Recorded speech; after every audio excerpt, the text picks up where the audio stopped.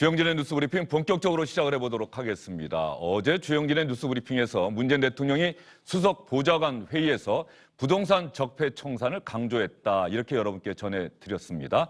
국민에게 사과하는 대신에 부동산 적폐 청산을 강조한 이유는 무엇일까? 이런 부분을 중점적으로 얘기를 해드렸는데 문재인 대통령이 오늘 국무회의에서 LH 직원들의 부동산 투기 의혹이 불거진 지 2주 만에 처음으로 사과했습니다. 어떤 표현을 써서 국민에게 사과했는지 여러분 직접 들어보시겠습니다.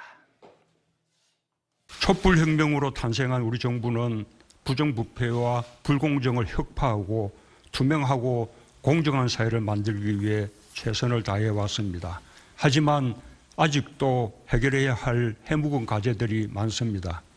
특히 최근 LH 부동산 투기 의혹 사건으로 가야 할 길이 여전히 멀다는 생각이 듭니다. 국민들께 큰 심려를 끼쳐드려 송구한 마음입니다. 특히 성실하게 살아가는 국민들께 큰 허탈감과 실망을 드렸습니다. 이번 계기에 우리 사회 불공정의 가장 중요한 뿌리인 부동산 적폐를 청산한다면 우리나라가 더욱 투명하고 공정한 사회로 나아가는 분기점이 될 것입니다. 국민들께서도 함께 뜻을 모아주시기 바랍니다. 국민께 큰 심려를 끼쳐드려 송구한 마음입니다. 특히 성실하게 살아가는 국민께 큰 허탈감과 실망을 드렸습니다. 이렇게 문재인 대통령이 사과했습니다. 문재인 대통령이 왜 오늘 국민에게 사과의 뜻을 밝혔을까요? 양만희 SBS 논설위원, 김병민 국민의힘 비대위원, 김민아 시사평론가와 함께 자세하게 분석을 해보도록 하겠습니다. 세 분 어서 오십시오. 양만희 위원, 문재인 대통령이 어제 수석 보좌관 회의에서는 사과를 하지 않았는데 하루 만에 사과를 했어요. 이 하루 사이에 무슨 일이 있었던 걸까요? 글쎄요. 어제 방송 중에 사과해야 할 사안 아니냐고 여러 차례 말씀을 하셨는데 뭐 그게 영향이 있었는지 잘 모르겠습니다. 근데 따져보면은 이 사건이 처음 불거진 것이 3월 2일입니다. 참여연대와 민변에서 이런 일이 있었다라고 폭로를 했고 따지고 보면 그 이틀 뒤에 총리가 국민들한테 송구하다면서 사과를 했습니다. 그로부터 12일 지나서 그러니까 사건이 불거진 뒤 2주가 걸려서 이제 대통령이 사과를 했는데요. 그 부분이 가장 이제 눈길이 가는 대목이고요. 근데 메시지는 어제 연장선상이 있다고 봐야 됩니다. 이 사건은 부동산 적폐의 일환이고 촛불 정부는 촛불 정신을 구현하기 위해서 그 부분을 해결해야 되겠다 이런 얘기를 한 것인데 대통령이 오늘 얘기한 건 뭐냐면 여러 가지 적폐를 그동안 청산해 왔는데 아직 다 청산하지 못한 부분이 있더라. 특히 이번 사건을 보니까 아직 갈 길이 멀다. 그래서 국민과 함께 이 문제를 해결해 보겠다 이렇게 얘기를 한 것인데 근데 어제 대통령 발언에 대해서 야권을 중심으로 해서 이게 사과할 사안이고 현 정부에서 일어난 일인데 이걸 다시 과거 정부로 끌고 가가지고 켜켜이 내려온 적폐다. 그리고 이걸 촛불의 문제로 바라보는 것은 틀린 것 아니냐, 정책 의도가 있는 거냐 이런 공격이 있지 않았습니까? 그런 부분들이 어느 정도 좀 반영된 결과가 아닌가 이렇게 생각이 됩니다. 그랬죠. 잠시 뒤에 저희가 어제 수석보좌관 회의 다시 한번 문재인 대통령의 발언 들어볼 생각입니다만 이 부동산 투기 문제, 부동산 적폐 문제는 오랫동안 해결되지 않았던 과제다라고 이야기해서 현 정부뿐 아니라 이전 정부에서도 있었던 일이다 이런 취지의 이야기를 했었는데 일단 문재인 대통령의 사과 문제에 집중을 해보도록 하겠습니다. 두 분께 똑같은 질문을 드려볼게요. 대통령의 사과는 단순히 국민에게 송구합니다, 죄송합니다라고 대통령이 국정의 최고 책임자인 대통령이 사과하는 문제를 넘어서 이 사과하기까지는 대단히 정무적인 판단 그리고 어떤 표현을 쓸 것인가 그리고 어느 정도의 수위로 할 것인가 뭐 이런 부분들을 청와대에서도 문재인 대통령도 본인이 누구보다 고민하지 않겠습니까? 오늘 이 정도 표현으로 문재인 대통령이 사과에 나선 배경 어디에 있다고 보십니까? 국민적 여론이 너무 좋지 않았던 부분들을 충분히 직시했을 것이고요. 또 여기에 대해서 사과를 하고 나면 그 다음에는 사과에 대한 재발 방지 대책들을 쏟아내야 될 것 아니겠습니까? 나름대로의 여론과 프레임 전환을 좀 시도했다 저는 이렇게 생각합니다. 그 여론과 프레임의 전환이라는 것은 방금 전에 말씀 주셨던 것처럼 이 문재인 정부에서 일어났던 일에 국한된 것이 아니라 아주 오랫동안 누적되었던 제도의 문제이기 때문에 지금 그 제도의 문제를 바꿔내기 위한 부동산 투기와의 전쟁에 나서겠다. 이런 방식의 프레임 전환이 아닌가라는 생각이 생각이 드는데요. 사실 이 사건이 촉발됐던 시점들을 면밀히 들여다보면 전 정부에서 추진했던 것이 아니라 문재인 정부에서 추진했던 3기 신도시를 둘러싸고 그 신도시에 대한 개발 정보가 유출됐고 그 개발 정보의 유출을 바탕으로 누군가가 투기에 나선 것이기 때문에 이게 비단 LH만의 문제인지 그 위에 국토부, 청와대, 공적 정보를 활용할 수 있는 기관 속에서 문제가 있는지에 대한 엄정한 수사가 진행돼야 되지만 이것을 3기 신도시의 불법 투기로 국한하는 것이 아니라 부동산 투기 전체로 내용들을 끌고 가게 된 것은 지금 현재 있는 상황에 대해서 적정 수준 정치적인 공세를 피해가려고 하는 물타기가 아니냐 이렇게 야당의 거센 비판들을 피해갈 재간이 없을 거다 이렇게 생각합니다. 김연아 평론가 생각은 어떻습니까? 이게 여러 가지 측면이 있죠. 지금 뭐 김병민 비대위원 말씀하신 대로 사실 부동산 투기라는 문제에 있어서 뭐 어떤 공직자가 자유로울 수 있겠느냐라는 인식을 대다수의 국민들이 가지고 있습니다. 그렇기 때문에 이건 굉장히 뿌리가 깊은 문제이고 또 국민들이 분노하는 것은 꼭 3기 신도시에 어떤 해당한 그 사건들에 대한 분노뿐만이 아니라 고위 공직자들의 그리고 공직자들의 대부분의 이제 어떤 부동산 투기에 대해서 이제 분노하고 있는 것이거든요. 그러다 보니까 이 문제까지 포괄해서 이제 대통령으로서는 언급할 수밖에 없는 그런 사정이 있을 것 같고요. 그리고 그동안의 과정이 있었습니다. 정부가 1차 합동조사 결과를 내놨는데 그것은 여러모로 미흡하다라는 평가를 받지 않을 수가 없는 그런 조사 결과였던 것이고 그리고 이후에도 LH 직원들이 이제 뭐 스스로 이제 좀 비극적인 선택을 한다거나 이런 좀 잡음들이 있었던 것이 또 사실이고 그리고 또 당정 간에 어떤 뭐 손발이 맞지 않는다거나 예를 들면 뭐 전수조사를 하는 문제에 있어서도 그렇습니다만은 계속해서 그리고 국토교통부 장관이 뭐 사퇴를 한 건지 안 한 건지 뭐 이런 여러 가지 부분들이 손발이 맞지 않아서 또 끼치는 국민들에게 걱정이 또 있었고 여기에 더불어서 LH 문제와 직접적인 연관은 없는 것이지만 대통령의 사저 문제까지 이제 정치권의 어떤 논란이 됨으로써 이 부동산 투기에 관한 일반적인 어떤 염려와 우려들이 일반화된 상황이거든요. 그렇기 때문에 이 전체 문제에 대해서 대통령으로서는 사과를 하고 이후에 그러면 이 모든 문제들에 대해서 어떻게 대응해 갈 건지에 대해서 당청 정간의 입장을 정리해서 앞으로는 대책을 내놓을 것이다라는 어떤 그런 뭐 문을 연 것이다. 좀 이렇게 평가를 해야 될 것입니다. 문재인 대통령이 국민에게 자신의 생각을 밝힐 수 있는 일주일에 매주 2차례 정도의 기회가 있죠. 뭐 물론 국무회의는 매주 주재하는 건 아닙니다만 월요일에 수석보좌관회의, 화요일에 국무회의. 그런데 어제 수석보좌관회의에서는 정부가 반성한다 이 정도 표현을 썼고요. 그래서 그것을 사과로 볼 것이냐 말 것이냐 뭐 이런저런 해석도 나왔습니다만 국민에게 송구한 마음입니다라고 오늘 공식적으로 LH 사태가 불거진 이후에 처음으로 사과를 했습니다. 그러면 문재인 대통령이 취임 이후에 이 대통령의 사과는 아까도 말씀드렸습니다만 대단히 상황이 심각하다고 판단됐을 경우에 국정의 최고 책임자인 대통령이 국민께 송구합니다. 죄송합니다. 앞으로 더 잘하겠습니다. 이렇게 이야기하는 것 아니겠습니까? 어떤 일이 있었을 때 문재인 대통령이 사과를 했는지 저희가 한번 과거 영상을 찾아봤습니다. 2020년까지 최저임금 1만 원을 이룬다는 목표는 사실상 어려워졌습니다. 결과적으로 대선 공약을 지키지 못하게 된 것을 사과드립니다. 꿈 같은 희망이 되고 말았습니다. 결과적으로 국민들 사이에 많은 갈등을 야기한 점에 대해 매우 송구스럽게 생각합니다. 희생자가 어떻게 북한 해역으로 가게 되었는지 경위와 상관없이 유가족들의 상심과 비탄에 대해 깊은 애도와 위로의 말씀을 드립니다. 국민의 생명과 안전을 지켜야 하는 정부로서 대단히 송구한 마음입니다. 혼란스러운 정국이 국민들께 걱정을 끼치고 있어 대통령으로서 매우 죄송한 마음입니다. 양만희 의원, 네.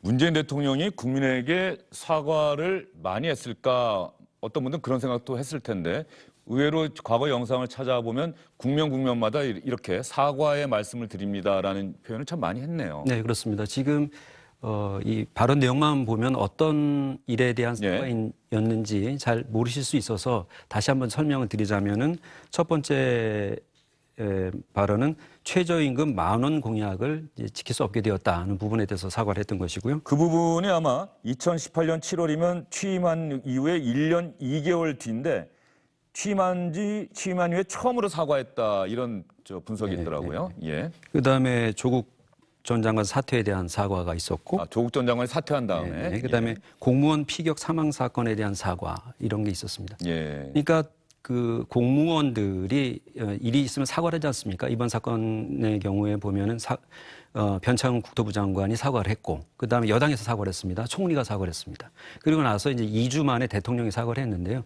그러니까 앞서 조금 더 이제 실무선에서 사과를 이렇게 순차적으로 하게 되면 대통령으로서는 대통령이 사과를 하면 그 다음에 사과할 사람이 없습니다. 그러니까 최종적인 사과가 되는 그렇죠. 것이죠. 그러니까 대통령이 사과를 하게 되면 그 다음에는 사건을 철저히 수사해서 처벌할 건 처벌하고 대책을 수립해야 됩니다. 만약에 그 과정에서 성공하지 못하면 상당히 큰 정무적 부담을 질 수밖에 없는 것이죠. 그래서 지금 보시면 어떤 일이 최종적으로 완결이 되었을 때 불가역적으로 그러니까 되돌릴 수 없는 상황이 되었을 때 대통령이 보통 사과를 하는 그런 모습을 보였다 이렇게 설명드릴 수 있을 것 같습니다. 그런 면에서 LH 사태는 아직까지 진행 중이고 국민 여론이 더 나빠질 수 있는 또 다른 의혹이 갑자기 또 불거질 수 있는 상황인데 대통령이 오늘 사과를 했다. 이런 부분에서는 이 청와대와 문재인 대통령이 왜 이런 판단을 했는지는 좀 더 지켜봐야 될 것 같고요. 또 하나 양관위 의원께 한번 질문 드려볼까요? 예전에 김대중 전 대통령, 노무현 전 대통령도 아마 그랬던 것 같고요. 그리고 이명박, 박근혜, 또 김영삼 전 대통령도 마찬가지고 이런 국민에게 사과할 일이 있으면 통상적으로 갑자기 청와대에서 기자회견합니다. 대통령이 대국민 담화를 발표합니다. 그래서 이런 형태로 그 국민에게 사과하는 경우가 많았는데 문재인 대통령은 그런 경우는 거의 없고 네. 수석 보좌관회의나 국무회의 이런 자리를 통해서 이렇게 사과를 하네요. 그것도 좀 달라진 그렇죠. 상태네요. 그 약간 공식적인 네. 회의석상을 활용을 많이 하는 편이고 또 하나는 조금 결이 다르다고 생각하실 수도 있겠습니다만은 기자회견이라든지 이런 그 언론과의 소통 이런 부분을 좀 적게 한다는 비판을 많이 받고 있지 않습니까? 그러니까 노무현 전 대통령 같은 경우 무슨 일이 있으면은 사과를 바로 합니다. 그러니까 춘추관의 모습을 드러내서 사과를 하고 국민들에게 직접적으로 호소를 하죠. 기자들이 예상치 못한 순간에 노무현 전 대통령이 갑자기 기자실에 네, 그래서 나타나고 후다닥 춘추관에 몰려가야 되고 중계차를 불러야 되고 하는 상황들이 자주 있었는데요. 문재인 대통령 같은 경우는 그보다 훨씬 정제된 형태의 입장 표명을 좀 선호하는 정치 스타일이 있다 이렇게 말씀드릴 수 있을 것 같습니다. 대통령의 사과가 양만희 의원이 설명을 해드렸습니다만 어떤 의미가 있을까요? 가장 최종적이고 불가역적인 상황, 되돌릴 수 없는 상황일 때 대통령이 사과를 하고 그 국면을 넘어가는 그런 하나의 계기로 작동을 한다 이런 분석도 해드렸는데 네. 어떻게 보세요? 김병민 비대위원. 정확한 지적이라고 생각하고요. 사과로 끝나는 것이 아니라 국민적 공분이 쌓였던 문제를 이제 딛고 넘어서야 됩니다. 가장 대표적인 케이스가 앞서 사과에서 마지막에 있었던 대통령의 사과는 추미애 윤석열 갈등 속에서 국민께 사과를 합니다. 그리고 나서 문재인 대통령의 선택은 신현수 민정수석에 대한 임명. 민정수석을 검찰 출신으로 임명하지 않았지만 그동안 해오지 않았던 검찰 출신 민정수석을 임명하면서 상황을 조율하기 위한 노력들을 하게 되는 것이죠. 네. 그럼 상황을 넘어갈 수 있는 또 다른 기제가 작동이 되는 겁니다. 이번 사건에 대해서도 변창흠 장관이 사의를 표명하고 그 사의를 받아들이는 형태를 취했습니다만 아직도 현장에는 변창흠 장관이 남아있거든요. 지금 있게 되는 수준이 과거의 사과에 비춰봐서 이 정도 수준이면 되겠다라고 청와대는 판단할지 모르겠습니다만은 LH 사건에 대한 총괄 책임자인 변창흠 장관이 지금도 사의 표명으로 남아있는 것에 대한 국민적 공분이 크기 때문에 어제 국민에 대한 사과가 있었으면 변창흠 장관에 대한 즉각적인 경질, 해임 등에 대한 훨씬 더 강한 조치들이 뒤따랐으면 어땠을까 이런 생각이 듭니다. 알겠습니다. 자, 그러면 문재인 대통령이 LH 사태와 관련해서 처음으로 국민에게 사과를 했고요. 동시에 문재인 대통령의 생각과 마음 속에는 이번 사태를 부동산 적폐로 규정하고 부동산 적폐 청산을 남은 임기 최고의 국정과제로 삼아서 전력을 다하겠다. 이런 각오도 담겨 있습니다. 어제 수석 보좌관 회의에서 했던 문재인 대통령의 이야기 다시 한번 들어보겠습니다.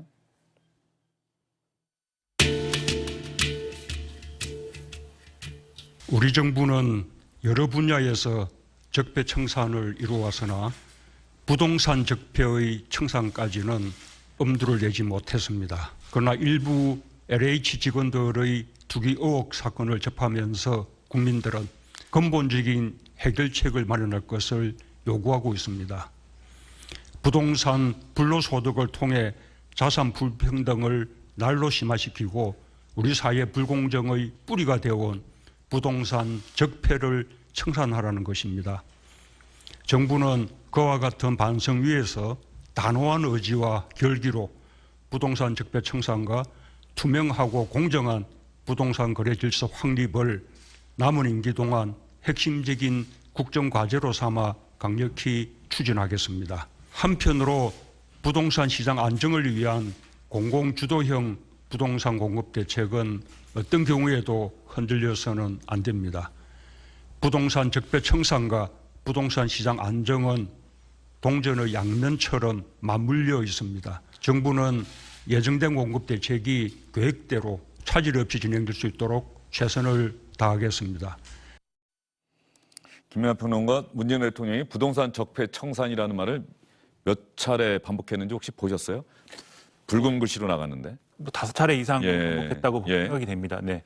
이렇게 적폐청산을 거론을 하니까 이제 야당에서는 뭐 이제 전 정권 뭐 이렇게 탓을 한다 이렇게 반응을 하고 있는데, 사실 적폐청산이라는 용어를 반드시 이제 뭐 전 정권을 겨냥했다 뭐 이렇게만 받아들일 필요는 없는 것이죠. 어쨌든 그동안에 쌓여온 구조적인 어떤 문제들이 결국은 이런 사태로 이어진 것이기 때문에 문재인 대통령도 처음부터 이런 게 구조적인 어떤 문제에서 발생한 것인지 여부까지 발본색원하라는 지시를 처음 했을 때도 언급을 했습니다. 그래서 그 연장선에서 이제 적폐청산을 언급하고 있다 이렇게 보이는데, 다만 이게 어떤 효과를 거둘 것이냐에 있어서는 다소 이제 좀 의문이 남는 게 사실이죠. 왜냐하면 지금 이제 LH 이 문제를 놓고 여러 가지로 이제 국민들이 우려를 하는 배경에는 사실 이 정부가 개혁을 추진하면서 만들어왔던 여러 가지 제도적인 어떤 그런 것들이 이 현실의 문제를 해결하는 데 있어서는 다소 미비한 거 아니냐, 지금 이런 의구심을 가지고 있는 거거든요. 지금 3기 신도시에 대해서도 이제 공공이 주도해서 이제 공급하는 그런 대책이었기 때문에 이제 이런 문제가 발생했다라고 야당이 지금 문제 제기를 하고 있는 거에 대해서 국민들이 여기에 대한 그러면 그렇지 않다라는 어떤 답을 또 기다리고 있는 것이고, 또 검찰 개혁을 했기 때문에 검찰이 이 문제를 수사를 할 수가 없게 돼서 그러면 이게 또 똑바로 수사가 안 되는 거 아니냐, 이런 의심을 갖고 있는 상황에서 정부가 처음에 이제 효과가 크지 않은 어떤 전수조사나 이런 것들이 진행을 했기 때문에 그것도 이제 의구심을 갖고 있고 하기 때문에 지금은 지금까지 어떤 개혁을 추진해 온 것들이 지금 이 해결책으로서 이제 활용할 수 있다라는 걸 좀 보여줘야 되는 것인데, 다시 한번 개혁의 필요성을 언급하는 방향으로 메시지가 나왔기 때문에 이 부분에 있어서는 이 후속 대책이 정말 실효적으로 나와줘야 이 적폐청산이라는 단어와 촛불정신이라는 말을 언급한 거에 대해서 국민들이 진정성이라든지 그것의 어떤 내용에 대해서 상당히 마음으로 받아들이는 그런 일이 그래야 이제 가능할 것이다. 저는 이런 생각을 좀 하고 있습니다. 이런 문재인 대통령의 사과, 그리고 부동산 적폐 청산 강조, 여기에 대해서 국민의힘 측에서는 사과는 등 떠밀려서 한 것이어서 아쉽다. 그리고 부동산 적폐 청산은 책임을 회피하려는 것 아니냐.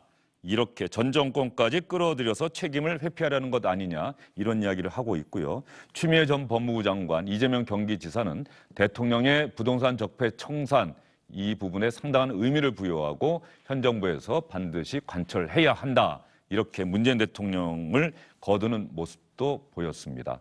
그런데 양반이면 적폐청산이라고 하는 것, 현 정부 들어와서 있었던 일들을 돌이켜보면 국정농단 그리고 사법농단, 이런 부분들은 어쨌든 현 정부가 드라이브를 걸었다, 주도했다, 이렇게 볼 수가 있는데, 이 부동산 적폐는 현 정부가 주도한 건 아니잖아요. 시민단체가 공개하지 않았더라면 과연 이 문제가 현 정부의 남은 임기의 최고의 국정과제가 됐을까요? 이 사건은 터진 거죠. 그렇죠. 그런 결정적인 차이가 있는 것 아니겠습니까? 그렇습니다. 이 사건을 처음 접했을 때 많은 국민들께서 이게 70년대, 80년대, 90년대까지 그러니까 투기 세력과 공직자 혹은 공기관에 있는 사람들이 짬짬이를 해서 부당한 이득을 보는 일들이 있었는데 아직까지 이 대명천지에 이런 일이 있단 말이냐, 이렇게 하면서 깜짝 놀라지 않았습니까? 그러니까 대통령도 얘기를 했지만 이런 일이 있을 줄은 미처 몰랐다. 이런 상황이죠. 그래서 지금이라도 남은 임기 동안 이걸 열심히 해결해 보겠다, 이렇게 얘기를 하고 있는 상황인데요. 결국은 주도적으로 드라이브를 거는 정책이 아니고 특히나 뭐 많은 분들이 인식하시겠습니다만 다음 달 선거를 앞두고 여하튼 정치권에서는 이 부분을 어떻게든지 정치적인 효과를 서로가 이제 계산을 하면서 접근하고 있기 때문에 그런 부분하고, 그다음에 정말 대통령이 얘기한 것처럼 남은 임기 동안에 여러 가지 법제도적인 정비를 하고, 또 하나는 이번 수사를 통해서 명명백백하게 문제를 해결할 수 있느냐 하는 부분을 잘 봐야 될 것 같습니다. 어제 박연미 경제평론가가 20대, 30대의 의견을 전했는데, 대책 마련도 대단히 중요하지만 20대, 30대는 반드시 누군가 잘못했다면 엄정한 책임을 물어야 한다는 여론이 상당히 많았다. 이런 부분을 강조하고 있기 때문에 국정농단, 사법농단은 검찰 수사, 특검 수사 등 통해서 재판으로까지 이어져서 사법부의 유죄 판결까지 났습니다. 사법농단은 물론 아직까지 재판이 진행 중인데요. 이 부동산 적폐라고 현 정권이 규정을 했는데 이 부동산 적폐도 엄정한 수사를 통해서 책임 있는 사람들이 과연 사법부의 법적 처벌까지 이어질 수 있는지 그 부분도 올해 말이면 어느 정도 판가름 날 것 같습니다. 관심을 잃지 말고 지켜봐야 될 것 같고요. 이런 상황에서 민주당이 먼저 요구했었던 특검 수사에 대해서 그동안 야당은 검찰이 수사하면 될 일인데 왜 특검 이야기를 꺼내느냐. 우리가 특검을 반대하는 건 아니지만 일단 검찰 수사부터 빨리 해라. 현 상황에서 그리고 검경 수사권 조정으로 검찰이 수사할 수 없는 상황인 것을 알면서도 야당은 검찰 수사를 강조해 왔었는데 오늘 주호영 국민의힘 원내대표가 특검을 수용한다 이렇게 밝혔습니다. 물론 수용한다는 표현이 아니라 제안한다. 특검 법안을 제출하겠다 이렇게 적극적인 표현을 썼는데 주호영 원내대표 이야기 한번 들어보도록 하겠습니다. 국민의힘 주호영 원내대표의 이야기입니다. 우리 국민의힘은 거두절미하고 국회의원의 강력한 전수조사는 물론 특검과 국정조사 실시를 요구합니다. 이번 3월 회기 중에 LH 특검 법안이 본회의에서 즉시 처리될 수 있도록 특검법 공동 발의에 민주당은 적극 협조하기 바랍니다. 4월 7일 재보궐선거 때까지 어떻게든 시간을 끌고 상황을 모면하려 장깨 부리고 꼼수 부리지 마십시오. 우리 국민의힘 102명 전원처럼 민주당 의원 174명 전원의 동의를 빨리 확인해서 검증대에 올라서 주십시오. 양만희 의원, 이러면은 뭐 전수조사 얘기는 잠시 뒤에 하고요. 특검은 되는 겁니까? 특검 법안을 이번 달 안에 발의해서 곧 발의해서 이번 달 안에 처리하겠다는 게 국민의힘 입장이죠. 그리고 민주당도 먼저 특검 얘기했으니까는 뭐 반대할 이유가 없잖아요. 네. 하지만 법안이 발의가 된다 하더라도 어떻게 특검을 세울 것이냐 놓고서 옥신각신하겠죠. 수사 대상은 어디까지 할 것이냐. 민주당은 또 LCT까지 하자고 할 거고요. 그래서 아까 보니까 김영진 민주당 원내수석 부대표가 이 브리핑을 했는데 그러면은 3기 신도시만 하는 거냐 그랬더니 LH도 하고 LCT도 두루두루 쫙 한번 하고 지자체장도 하고 지자체 개발항해도 하고 뭐 이렇게 얘기를 하니까 기자들이 그러면 LCT도 하는 것이냐 이제 박형준 후보와 관련된 문제죠. 그랬더니 그건 논의해봐야 된다. 기자들이 진통이 있겠네요. 그랬더니 전면적인 재조사, 전부 다 부동산 전체를 하자, 뭐 이렇게 얘기를 합니다. 그래서 이게 사실 불가능한 얘기죠. 이 부동산 전체를 한다라고 하는 거는 몇 년이 걸릴 일인데, 물론 민주당에서 그만큼 진상을 명명백백하게 밝히겠다는 의지를 나타냈다 이렇게 해석할 수도 있긴 하겠습니다만은 이거는 특검법안 내용을 놓고 힘겨루기가 대단히 지난할 것이다라고 하는 걸 예고하는 대목이다 볼 수 있겠습니다. 예, 뭐 야당, 여당 다 특검 이야기를 했는데 지금 경찰 국가수사본부가 수사를 하고 있는 상황이고 특검 법안이 만약에 합의가 돼서 국회를 통과한다면 나중에 특검 수사팀이 발족하면은 경찰 국가수사본부가 수사하던 내용을 그대로 특검팀에 다 이관하게 되겠죠. 두 분께는 그 질문 드려볼게요. 이 전수조사, 특히 국민의힘도 전수조사 102명 소속 의원의 전원 동의서 받아놨다고 하는데 좀 궁금한 게 있어요. 전수조사 주체가 누군지 여당도 야당도 얘기를 안 하고 있어요. 네. 누가 전수조사하는 겁니까? 얼마 전에 청와대에서 전수조사 결과 발표하지 않았습니까? 그건 청와대가 한 거죠? 자기들이 한 거죠. 국민들이 믿습니까? 실질적으로 국무총리가 나서서 정부 차원의 전수조사하겠다고 해서 밝혀내기 요만큼입니다라고 얘기하니까 국민들이 안 믿지 않습니까? 국회 차원의 전수조사 누가 먼저 제안합니까? 더불어민주당에서 국회의원들 전수조사하자고 하는데 그거를 엄정하게 객관적으로 누군가가 수사권을 가지고 강제성이 있을 정도로 조사하지 않고 자체적으로 내놓게 되면은 국민들에 대한 공적 신뢰만 땅에 떨어지게 되는 겁니다.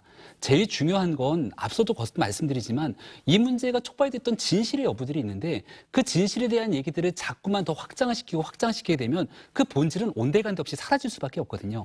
3기 신도시에 대한 개발 정보를 이거를 누가 어디서부터 빼냈는지 이 여부를 조사하면 아주 간단한 것인데 왜 LH에서 빠진 건지 국토부에서 빠진 건지 청와대에서 빠진 건지 3기 신도시에 대한 공적 개발 빠진 부분들에 대해서 적극적으로 나서서 강제 수사하라 이런 얘기를 안 하는 건지 참 답답할 노릇입니다. 예. 그러니까 전수조사 누가 하는지는 여전히 김병민 비대위원들 명확하게 이야기를 안 하셨는데 누가 해야 되는 겁니까? 그럼 이렇게 질문해 볼게요. 누가 해야 됩니까? 국회의장실이 해야 됩니까? 권익위원회가 해야 됩니까? 그 여야의 주요 정치인들도 모르겠다고 예. 하는데 제가 어떻게 알겠습니까? 하지만 제가 생각하기로는 굳이 예. 하려고 하면 방법을 못 찾는 건 아니죠. 예를 들면 국회 차원에서 뭐 특위라든지 뭔가 이제 기구를 구성을 해서 거기에 이제 뭐 이 여야 동수로 뭐 들어가서 이제 실무적인 것을 거기서 논의를 한다든지 이런 방식으로 추진을 하면은 뭐 방법은 충분히 만들 수가 있죠. 그런데 제가 좀 국회의원들의 어떤 논의라든가 이런 것들이 잘 이해가 안 되는 것은 전수조사를 할 마음이 있으면 여가 됐든 야가 됐든 그것을 하기로 합의를 하고 이후의 내용들을 진행을 해가면 됩니다. 그런데 계속 뭐 당신들부터 하면 우리도 하겠다라든지 또는 동의서를 받으면 우리도 동의서를 받아서 하겠다든지 이런 식으로 계속 어떤 전제 조건을 놓고선 전수조사를 할 건지 말 건지를 얘기를 하는 그런 구도로 가고 있거든요. 이게 마치 폭탄 돌리기처럼 보이기 때문에 이렇게 진행이 되면은 애초에 국회 차원의 전수조사를 하겠다고 얘기한 사람들도 이제는 유권자들이 믿지 못하게 되는 상황이 이르는 것이죠. 그래서 만약에 전수조사를 안 해야 될 것 같으면 이것을 안 해야 되는 이유를 확실하게 얘기하는 게 중요할 것 같고요. 김병민 비대위원이 말씀하신 것처럼 이거 뭐 국회의원들이 누가 자기 뭐 이름으로 투기를 했겠느냐 다 차명을 했을 텐데 전수조사 가지고 되겠느냐 뭐가 나오면 고발을 하고 뭐 이런 것들이 전제돼야 되는 것인데 가능하겠느냐 뭐 이렇게 해서 그것에 반대한다라고 얘기를 하든지 근데 반대한다고 얘기하기는 쉽지 않으니까 또 여러 가지 조건을 걸어가지고 지금 이렇게 하면 하겠다 이렇게 얘기하고 있는 거 아닙니까? 그래서 오히려 이런 방식은 진정성을 지금 훼손하고 있기 때문에 기왕 지금 하기로 했으면 여러 가지 조건을 달지 말고 그 할 수 있는 방법을 빨리 마련을 하는 게 더 중요하다. 저는 그래서 오늘이라도 그 방법에 대해서 구체적으로 논의를 했으면 좋겠습니다. 예, 여당, 야당 다 전수조사하자 이렇게 목소리를 높이고 있는데 정작 가장 중요한 그러면 누가 국회의원 전원을 부동산 투기 의혹과 관련해서 조사할 것이냐 주체는 빠져 있습니다. 그래서 여야의 목소리가 공허하게 들린다. 아마 여러분도 그렇게 생각하시지 않을까 싶습니다. 전수조사 해야겠죠. 예, 이낙연 전 민주당 대표가 이왕 이야기가 나왔으니까 하나 더 여러분께 전해드리겠습니다. 이낙연 전 민주당 대표가 어제 민주당 의원총회에서 했던 이야기가 하나 있는데 들어보시죠. 이낙연 전 민주당 대표가 의원총회에서 이 국회의원 전수조사 이야기가 나오니까 이런 이야기까지 했다고 합니다. 이번에 공직자 부동산 투기 방지 5법 빨리 처리가 되면 투기의 유혹은 많이 사라질 것으로 생각합니다. 지자체 그리고 지방의 개발공사들 여기도 우리가 한번 들여다봐야 되고요. 그리고 물타기라고 봐서는 안 되는데요. 공직자가 아니더라도 김영란법에 적용을 받는 사람들이 있습니다. 교직자와 언론인들입니다. 여기도 차제의 이 운동에 동참하도록 권유하는 게 어떨까 하는 생각을 합니다. 양만희 의원, 이낙연 전 대표 이야기 저게 비공개로 말씀드립니다 했는데 화상의원총회에서 아마 다 공개가 됐던 모양이에요. 공개된다는 거를 이 대표가 잠시 잊었던 것 예, 같습니다. 그래서 이거 공개되는 겁니다라고 알려줬다는 얘기가 있습니다. 언론인, 기자들 그리고 교사들도 다 전수조사 대상에 포함시키자, 동참하도록 권유해보자 이런 얘기죠? 그러니까 논리는 이런 겁니다. 부정청탁금지법에 보면, 그러니까 흔히 김영란법이라고 알려져 있는 법에 보면은 공직자 등으로 돼 있습니다. 그러니까 공직자뿐만 아니라 교사 같은 교직자와 언론인도 김영란법, 그러니까 부정청탁을 받아선 안 되고 그러면 처벌받는 대상에 들어가니 그들도 조사 대상에 포함시켜보자. 근데 그 앞에 이 대표 뭐라고 얘기를 하냐, 물타기라고 봐서는 안 되는데요라고 전제를 답니다. 그러니까 그런 소지가 있다는 걸 본인 스스로도 알고 있는 것이죠.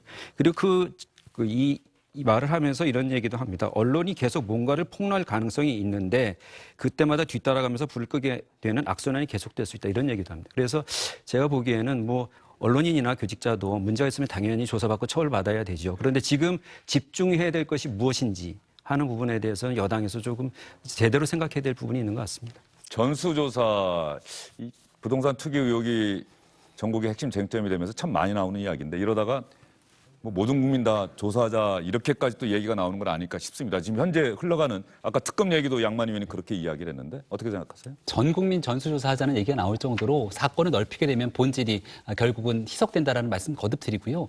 이 문제가 초창기에 시작됐던 건 시민단체의 정보를 통해서 언론이 밝힌 거죠. 지금도 언론이 계속해서 문제를 제기하고 있습니다.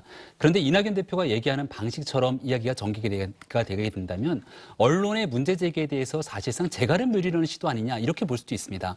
최근 들어서 민주당 집권당에서 언론에 있는 많은 문제들을 가지고 언론개혁 언급하고 나서는 모습들이 있는데 이런 측면들이 공정한 언론을 주장하기보다는 오히려 집권당에 불리하거나 정권의 실정을 부각하는 언론에 대해서 문제 제기를 할 수 있다는 굉장히 나쁜 신호를 줄 수 있기 때문에 최소한 집권당의 당대표나 정치인들 입에서 이 언론의 공정성을 회할 수 있는 발언에 대해서는 저는 극히 자제할 필요가 있다 이런 생각이 듭니다. 김민하 평론가 생각은 어떠세요?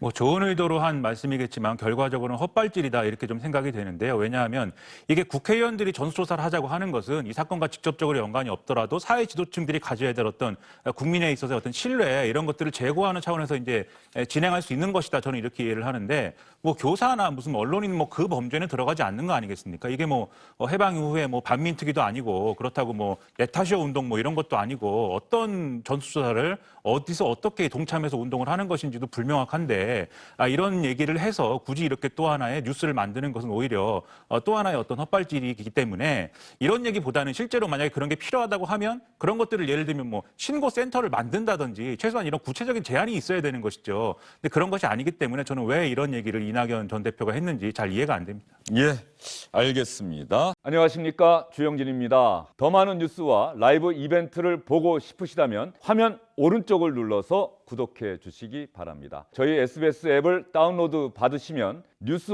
속보 알림도 받아보실 수 있습니다. 텔레비전으로도 SBS 뉴스, 유튜브로도 SBS 뉴스 잊지 마시기 바랍니다.